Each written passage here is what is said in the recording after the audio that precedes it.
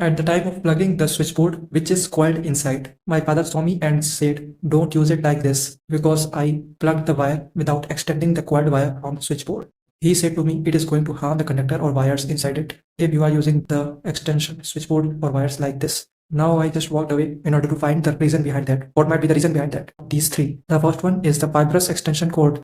The same thing which I just told you. That is, here I found out resistance is equals to 0.025 ohm per meter into 5 is equals to R is equals to 0.125 ohm.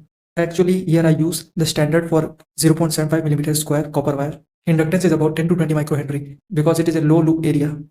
Capacitance here about 20 to 30 picofarad per meter, mean to say something like 100 to 150 picofarad total. Low because the wires not so closely spaced. Thus we can say that R is very low because of the minimal voltage drop, and L is very low because of the negligible effect at 50 Hz, and C is also very small because no effect unless high frequency signal is there. Thus it is very safe to use that. The second one, white coiled cable.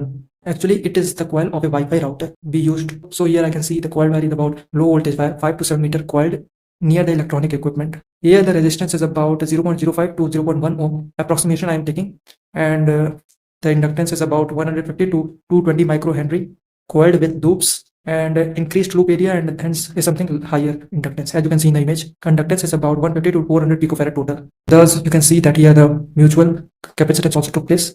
The next, so we can see that R is very tiny, so no heat loss, you can say. L is moderate, which is causing distortion at megahertz, not in our case. Now let's go to the third example or third thing I observed like this. That is black rooftop messy coiled wire.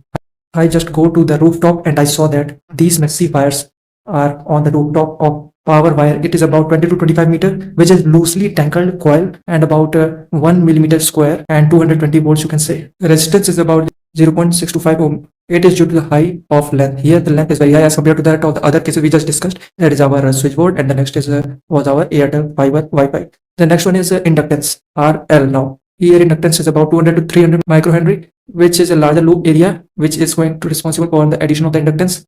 Capacitance is about 250 to 500 picofarad total, small but present between the coiled turns. It is very negligible capacitance in case of this because this line is of distribution line which is coming to my house.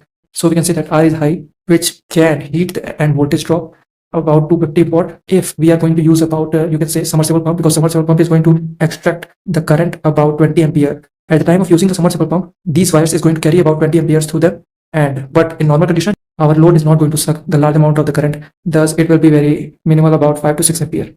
Thus we can say that these are some of the examples which I saw. The most dangerous case is the rooftop coil. This coil is one of the most dangerous, so we need to think about it. So that's all about the electrical investigation about the coils of these type we found